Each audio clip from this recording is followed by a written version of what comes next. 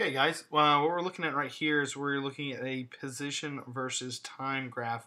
Main thing to pay attention to, we see we have our position here, and then we have our time on the x-axis. Okay, things that we need to notice about a position versus time graph. We see that position is measured in meters, time is measured in seconds. So we have to remember that anytime we have a position versus time graph, if we find the slope, which is our y, which is meters, all divided by our x, which is seconds, if we get meters all over seconds, we know that the slope of the line is going to be our velocity. Okay, so whenever we have a slope, we have a velocity, and wherever it's flat and there's no slope on the line, we don't have a velocity.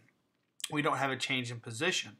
Okay, so if we're looking here, we see that we don't have a slope here, and we don't have a slope here, so we don't have a velocity there, so it's not moving.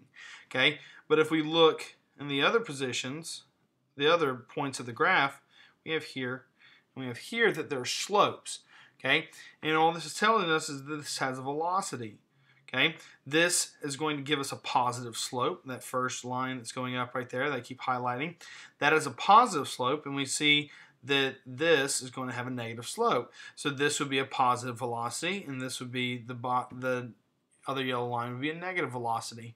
Okay, the main thing that we need to understand is that our slope, and remember what slope is, all we're doing is dividing, but remember the equation for slope is going to be y2 minus y1 over x2 minus x1.